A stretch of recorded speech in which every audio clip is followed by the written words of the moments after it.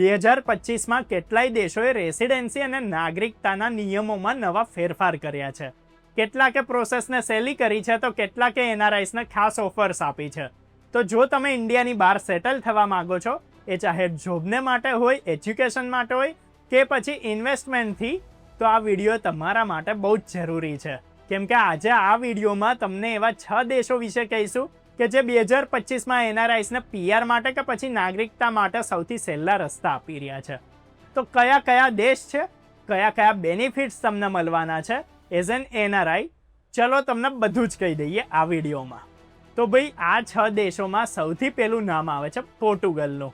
ત્યાં તમને 7 વિઝાથી easy residence મળી શકે છે. પોર્ટુગલ અત્યારે ઇન્ડિયાના સૌથી પોપ્યુલર ઓપ્શન્સમાંથી એક ગણાય છે. પોર્ટુગલમાં D7 વિઝાથી તમે નોકરી વગેરે પરમેનન્ટ રેસિડેન્સી લઈ શકો છો. તો જો તમારી પાસે પેસિવ ઇન્કમ છે, જેમ કે રેન્ટલ ઇન્કમ, ફ્રીલાન્સિંગ કે પછી ઓનલાઈન બિઝનેસથી તમે કમાણી કરો છો, તો રેસિડેન્સીનો રસ્તો ખુલ્લો છે. 2025માં પોર્ટુગલે આ વિઝાને વધારે ફ્લેક્સિબલ બનાવી દીધા છે. કેવી રીતે ફ્લેક્સિબલ બનાવ્યા છે એકવાર જાણી લઈએ. તો હવે ખાલી €820 પર મંથની ઇન્કમ તમારે બતાવવી પડે અને ફેમિલીને પણ તમે સાથે લઈ જઈ શકો છો. આ સિવાય 5 વર્ષ પછી નાગરિકતાનો રસ્તો પોતાની જાતે જ ખુલી જાય છે. પ્લસ લેંગ્વેજ અને કલ્ચરમાં ઇન્ડિયન ફ્રેન્ડલી છે પોર્ટુગલ. એની પછી બીજો નંબર આવે છે મલેશિયાનો.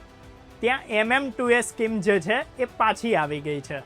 એટલે મલેશિયાએ 2025માં MM2S એટલે કે મલેશિયા માય સેકન્ડ હોમ સ્કીમને ફરીથી લોન્ચ કરી દીધી છે અને આ વખતે નિયમોને ઘણા ફ્લેક્સિબલ અને રિલેક્સ કરી દીધા છે. જો તમારી મંથલી ઇન્કમ ₹7.5 લાખ છે અને કેટલીક ફિક્સ ડિપોઝિટ જો તમે લગાવો છો તો તમને 10 વર્ષની રેસિડેન્સી મળે છે. સારી વાત એ છે કે મલેશિયા કોઈ પણ પ્રકારની એજ લિમિટ નથી જોતું. મલેશિયાની લાઇફસ્ટાઇલ, ફૂડ અને કનેક્ટિવિટીને જો તમે સારી રીતે સમજો છો અને ઇન્ડિયાથી રિમોટલી કામ કરી શકો છો, તો મલેશિયા તમારા માટે સારું ઓપ્શન છે અને ત્યાં તમે રેસિડેન્સી લઈ શકો છો. ત્રીજી કન્ટ્રી છે ઉરુગ્વે. આ લેટિન અમેરિકાનું હિડન જેમે કહી શકાય. તમે કદાચ એનું નામ પહેલાં સાંભળ્યું હશે, પણ કેટલાય લોકોએ હજુ સુધી નહીં સાંભળ્યું હોય. પણ આ સાઉથ અમેરિકાનો એક બહુ સ્ટેબલ અને સેફ દેશ છે. 2025માં ઉરુગ્વેએ ઇન્ડિયન પાસપોર્ટ હોલ્ડર્સને ફાસ્ટ ટ્રેક રેસિડેન્સી આપવાનું શરૂ કર્યું છે, જેમાં તમારી કોઈ મિનિમમ ઇન્કમ રિક્વાયરમેન્ટની જરૂર જ નથી. કોઈ પણ ઇન્વેસ્ટમેન્ટ પણ જરૂરી નથી. ખાલી તમે જઈને ઉરુગ્વેમાં સેટલ થઈ જાઓ અને 2 થી 3 વર્ષમાં તમે સિટીઝનશિપ માટે એપ્લાય કરી શકો છો. પ્લસ બેનિફિટ એ છે કે ત્યાં હેલ્થકેર અને એજ્યુકેશન બંને ફ્રી છે અને સૌથી મોટી વાત એ છે કે ત્યાં કરપ્શન ઓછું છે અને લાઇફસ્ટાઇલ એકદમ પીસફુલ છે. ચોથો દેશ એ છે કે જે 2025માં એનઆરઆઈ માટે એક વરદાન બનીને આવ્યો છે, જે છે જર્મની. 2025માં જર્મનીએ સ્કિલ્ડ માઇગ્રન્ટ્સને આકર્ષવા માટે બ્લુ કાર્ડ રૂલ્સને વધારે સહેલા બનાવી દીધા છે. હવે સેલેરી થ્રેશોલ્ડ ઓછો કરી દીધો છે. ઇન્ડિયન ડિગ્રી હોલ્ડર્સને પ્રાયોરિટી મળી રહી છે અને સાથે જ રેસિડેન્સ પરમિટ મળ્યા પછી 33 મહિનામાં પરમેનન્ટ રેસિડેન્સીનો રસ્તોય ખુલી જાય છે. આ સિવાય જર્મની ટેક, જોબ્સ, હેલ્થકેર અને એન્જિનિયરિંગ ફિલ્ડ્સમાં બહુ મોટું ડિમાન્ડમાં ગણાય છે. તો જર્મની તમારા માટે એક બહુ સારો ઓપ્શન એ કહી શકાય.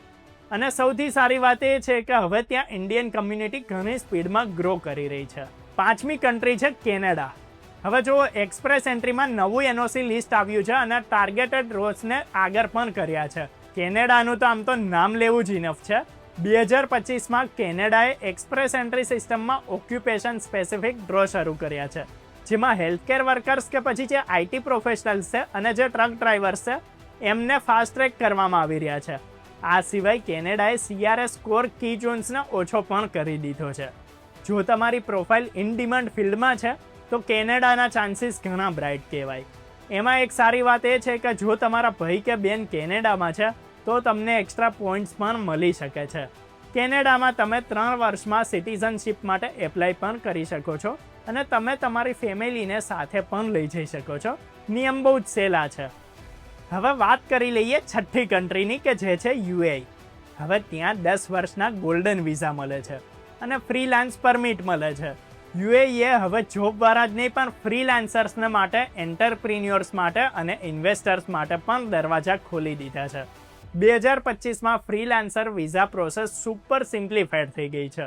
અને જો તમે એજ્યુકેશન, મીડિયા કે પછી જો તમામ ટેક સેક્ટરમાં છો તો ખાલી ઇન્કમ પ્રૂફથી જ તમને વિઝા મળી શકે છે. ગોલ્ડન વિઝા પણ હવે મોટા પાયે લોકોને આરામથી મળી રહ્યા છે. સ્પેશિયલી જો તમે હાઈ સ્કિલ્ડ પ્રોફેશનલ છો કે પછી તમે ત્યાં પ્રોપર્ટી ખરીદો છો તો તમારા માટે આ જગ્યા બહુ જ ફાયદાકારક છે.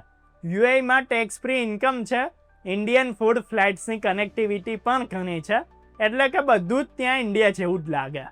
તો જો તમે યંગ છો, ટેલેન્ટેડ છો તો સ્ટુડન્ટ રૂટથી જવું ત્યાં સહેલું છે.